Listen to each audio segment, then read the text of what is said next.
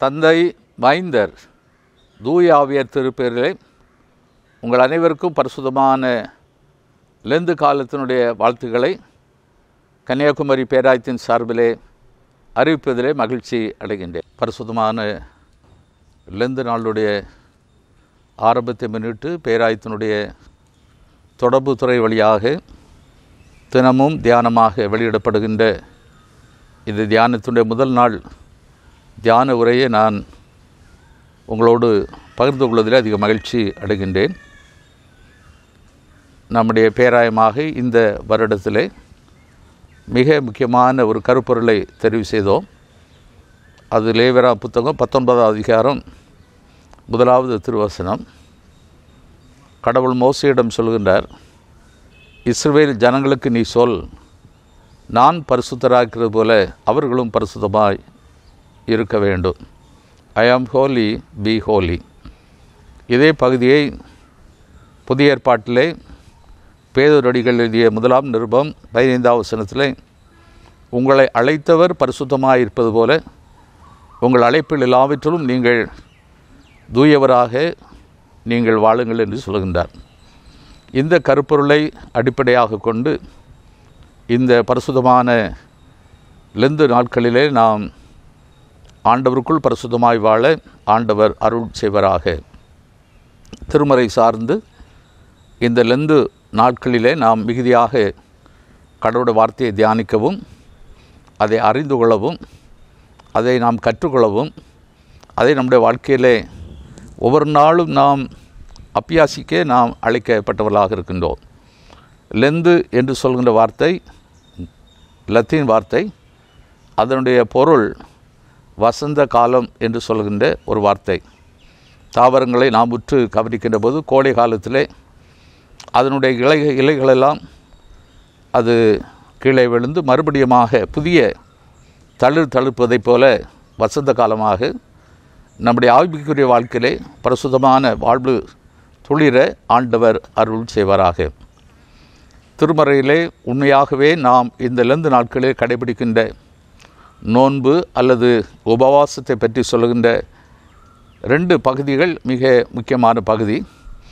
நாம் அறிந்தபடி எசாயா 58வது அதிகாரம் 3 முதல் 10 வசனங்களை படித்தோம் என்று சொன்னால், அதில் குறிப்பாக 6 மற்றும் அதை தொடர்ந்து வருகின்ற வசனத்திலே கொடுமை தலைகளை அவிழ்ப்பதும், நுகத்து பிணையல்களை அவிழ்ப்பதும், ஒடுக்கப்பட்டோரை விடுதலை செய்து அனுப்புவதும், எல்லா வகை நுகத்தையும் உடைப்பதும் அன்றோ நான் நேர்ந்து கொண்ட நோன்பு என்று சொல்கின்றார்.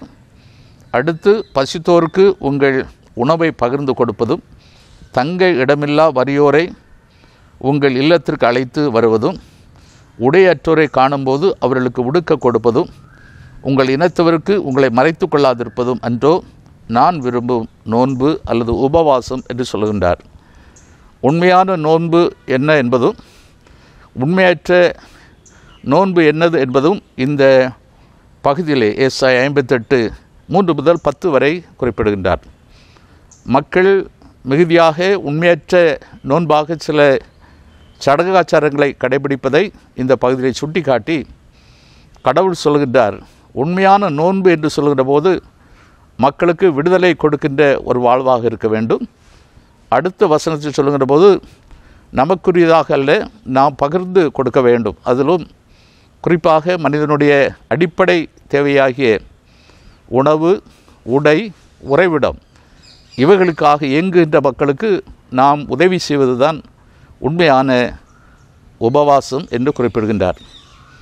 இதே பகுதியை நாம் இந்த வருடத்தினுடைய கருப்பொருளோடு இணைத்து கடவுள் நம்மை அழைத்திருக்கின்ற அழைப்பை நாம் புரிந்து கொண்டு அந்த அழைப்பின்படி வாழ நம்மை ஒவ்வொரு நாளும் நாம் தகுதிப்படுத்திக் கொள்ள, நாம் பயிற்றுவிக்கப்பட ஆண்டவர் சொல்கின்ற வார்த்தை மிக மிக முக்கியமானது. அது பரிசுத்த மத்திய எழுதின நற்செய்தி நூல் 11வது அதிகாரம் 29வது வசனம்.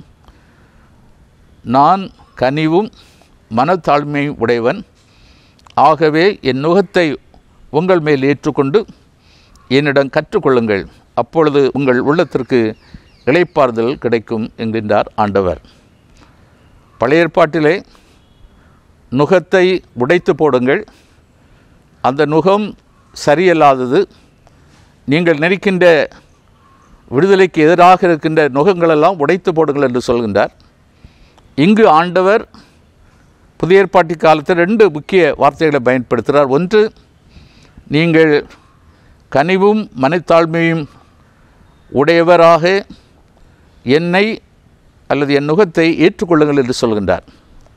இங்கு ஏற்றுக்கொள்ள வேண்டிய நுகம் கனிவும் மனத்தாழ்மையும். கனிவும் மனத்தாழ்மையும் கடவுள் நம்ம எல்லோரிலும் எதிர்பார்க்கின்ற காரியம், அது நன்மையான காரியம். இதை விட்டு விலகி இருக்கின்ற எல்லா நுகங்களையும் உடைத்து போடுங்கள் என்று சொல்லி இந்த பரிசுத்தமான லெந்து நாட்களிலே நாம் ஏற்றுக்கொள்ள வேண்டிய நுகம் என்று சொல்கின்ற போது அது கனிவான, தாழ்மையான, நேர்மையான நுகம் என்று சொல்கின்றார். இதே பகுதியைத்தான் மீகா தீர்க்கதரிசியானவர் மீகா 6:8 சொல்கின்ற போது, மனிதனே, நன்மை இன்னதென்று நான் உனக்கு தெரிவிக்கிறேன், நியாயம் செய்ய வேண்டும், இரக்கத்தை சிநேகிக்க வேண்டும், மனத்தாழ்மையாக இருக்க வேண்டும். இதை நாம் ஏற்றுக்கொள்ளும்படி கடவுள் விரும்புகின்றார். அத்தோடு மாத்திரமல்லாமல் இங்கனமாக நாம் ஏற்றுக்கொள்கின்ற போது நிறைவேற்றப்படுகின்ற காரியம் என்ன சொல்கின்றார் என்று சொன்னால், என்னிடத்தில் நீங்கள் ஏற்றுக்கொண்டு கற்றுக்கொள்ளுங்கள், அப்பொழுது உங்கள் உள்ளத்திற்கு இளைப்பாறுதல் கிடைக்கும். இந்த பரிசுத்தமான லெந்து நாட்கள் நாம் ஆண்டவருக்குள் அவரை ஏற்றுக்கொண்டு அவர் விரும்புகின்ற வாழ்வின்படி வாழ நம்மை அவருடைய நுகத்திற்குள் உட்படுத்துகின்ற போது ஆண்டவர் சொல்கின்றார், உங்கள் உள்ளத்திற்கு இளைப்பாறுதல் கிடைக்கும். உலகமெங்கும் எல்லா நாட்டிலும் எல்லா மக்களும் எங்கே எங்களுக்கு இளைப்பாறுதல், எங்கே எங்களுக்கு ஆறுதல் என்று வேண்டி வேண்டி கேட்கின்றார்கள். அலைந்து அலைந்து செல்கின்றார்கள், புண்ணிய இடம் செல்கின்றார்கள், தங்களை தாழ்மைப்படுத்துகின்றார்கள், நோன்பு இருக்கின்றார்கள்.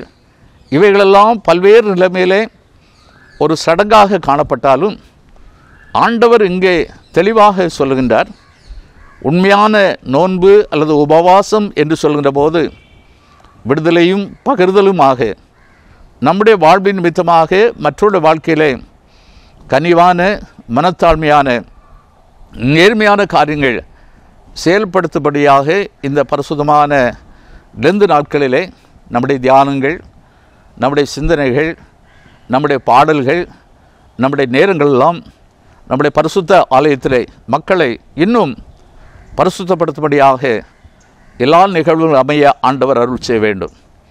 இந்த வருடத்துடைய கருப்பொருளை மையமாக கொண்டு நம்முடைய பேராயத்துடைய எல்லா நிகழ்வுகளும் கடவுள் சுத்தமானால் இந்த வாரம் நடைபெறுகின்ற 3 நாள் மகராசன் வேதமாணிக்க நற்செய்தி கூட்டத்தினுடைய கருப்பொருளும் அதுதான். சபையினுடைய எல்லா நிகழ்வுகளிலும் அந்த கருப்பொருளை மையமாக கொண்டு தூயவராக ஒரு சமூகம் உருவாக இந்த பரிசுத்தமான லெந்து நாட்கள் மிக பயனுள்ளதாக இருக்க எல்லாம் அல்ல ஆண்டவர் அருள் செய்வராக. இந்த கருப்பொருளை வைத்து வரும் நாட்களிலே நாம் ஒவ்வொரு நாளும் கேட்கின்ற கடவுளுடைய வார்த்தை ஆவியானவர் நம் உள்ளங்களை ஆட்கொள்ளத்தக்கதாக ஆண்டவரிடத்திலே கற்றுக்கொண்டு அவரிடத்திலே பெற்றுக்கொண்டவர்களை அவருக்கு சாட்சியாக நாம் நிறைவேற்றுவோம். பிலிப்பியர் 4:9 சொன்னது போல, நீங்கள் ஆண்டவரிடத்திலே கண்டவைகள், கேட்டவைகள், அறிந்தவைகள் பெற்றுக்கொண்டபடி நடுங்கள், அப்பொழுது சமாதான தேவன் உங்களோடு இருப்பார். இந்த நோன்பு காலம் அனைவருக்கும் சமாதானமாக இருக்க எல்லாமல்ல இறைவன் அருள் செய்வராக. பேராயத்தின் சார்பிலே இந்த பரிசுத்தமான தவ காலத்தில் இந்த நிகழ்வுகளை அமைத்து கொடுத்த தொடர்புத்துறை இயக்குநர்கள் மற்றும் இதை ஒலிப்பதிவு செய்து வெளியிடுகின்ற அருமையான சகோதரமார்கள், இதை மிக ஜபத்தோடு கேட்கின்ற அருமையான இறைமக்கள் எல்லோரையும் ஆசீர்வதிப்பாராக. ஒரு முறை மாத்திரமல்ல, தினந்தோறும் இவைகளெல்லாம் வெளியிடப்பட்டாலும் நீங்கள் திரும்ப திரும்ப கேட்டு கடவுளுடைய வார்த்தையும் திரும்ப திரும்ப படித்து ஆண்டவருக்குள் அவருடைய வார்த்தையின்படி வாழ ஆண்டவர் உங்களை ஆசீர்வதிப்பாராக. இறையாசி உங்களோடு என்றும் தங்கியிருப்பதாக. பரிசுத்தமுள்ள எங்கள் ஆண்டவரே, எங்களை அழைத்து பரிசுத்தமாக வாழ நீர் எங்களுக்கு தந்திருக்கின்ற நன்மையான காலங்களுக்காக உமக்கு நன்றி சொல்லுகின்றோம். சிறப்பாக இந்த பரிசுத்தமான லெந்து காலங்களுக்காக நாங்கள் உமக்கு நன்றி சொல்கின்றோம். எங்களுடைய சொல், செயல், சிந்தனை, நடத்தை எல்லாவற்றிலும் தூயவராக வாழ உடைய ஆவியானவர் எங்களை ஆட்கொண்டு நடத்த நாங்கள் மன்றாடி இருக்கின்றோம். ஆண்டவர் சொன்னபடியே இருதயத்தில் பரிசுத்தமுள்ளவர்கள் கடவுளை தரிசிப்பார்கள் என்று சொன்ன வார்த்தையைப் போல பரிசுத்தமாக எங்கள் வாழ்வை நாங்கள் சீரமைக்க ஆண்டவரிடத்திலே கற்றுக்கொள்ள, ஆண்டவருடைய வார்த்தையின்படி இந்த நாட்களை நாங்கள் செம்மைப்படுத்தி கொள்ள, புதிது படித்துக்கொள்ள ஆண்டவர் அருள் செய்ய மன்றாடுகின்றோம். சிறப்பாக இந்த வருடத்திலும் புனிதமான லெந்து காலத்தை முன்னிட்டு பேராயத்தின் வழியாக நிறைவேற்றப்படுகின்ற இந்த தொடர்பு சார்ந்த காரியங்களிலே ஆண்டோடைய இரக்கம் கூட இருக்க வேண்டும் என்று நாடுகின்றோம். ஒவ்வொரு நாளும் கடவுளுடைய வார்த்தையை பகிர்ந்து கொடுக்கின்ற உம்முடைய பிள்ளைகள் கடவுளுடைய வார்த்தையின்படி மக்கள் வாழும்படியாக, ஆவியானவர் ஆட்கொண்டு வழிநடத்தும்படியாக நீ அருள் செய்ய வேண்டும் என்று நாடுகின்றோம். இந்த நாளிலிருந்து நாங்கள் ஆரம்பிக்கின்ற இந்த பரிசுத்தமான 2 நாட்களுடைய ஒவ்வொரு நாளும் ஆண்டுடைய பார்வையிலே ஏற்புடையதாக இருக்கட்டும். நாங்கள் இன்னும் ஆண்டவருக்குள் தூயவராக வாழ எங்களை அர்ப்பணம் செய்கின்றோம். எங்களுடைய வேண்டுதல்கள், எங்கள் விருப்பங்களுக்கு மேலான காரியங்களை எங்கள் ஒவ்வொருவரும் தந்து வழிநடத்த வேண்டும் என்று தந்தை, மைந்தர், தூய ஆவியர் திருப்பெயரிலே மிக பணிவோடு வேண்டுகின்றோம். ஜெபங்கேளும் நல்ல கடவுளே, ஆமேன்.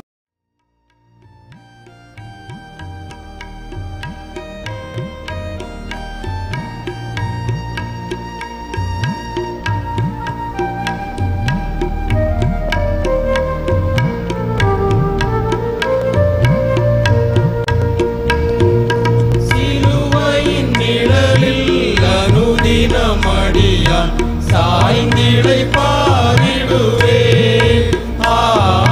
சிலுவையின் நிழலில் அனுதினமடியான் சாய்ந்திடை பாரிடுவே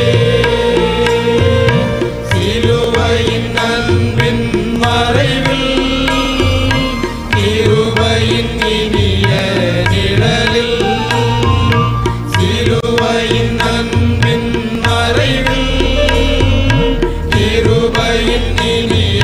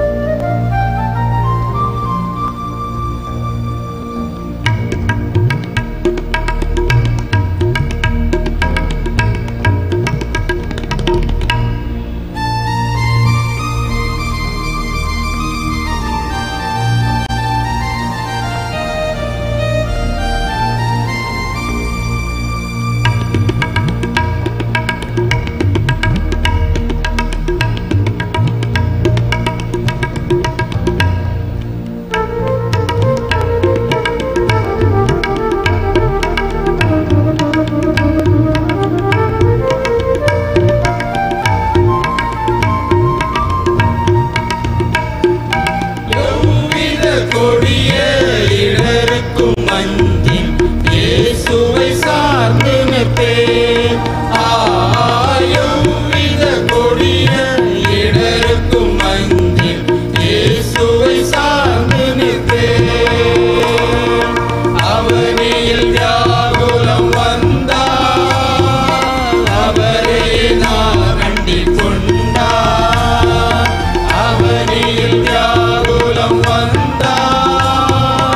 அவரே நான் அண்டிக் கொண்டார். அலை மிக மோதிடும் அந்நாள் ஆறுதல் அளிப்பதை சொன்னார்.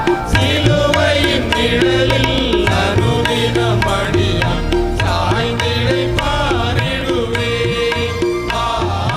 சிலுவையின் நிழலில் அனுதினம் அடியான்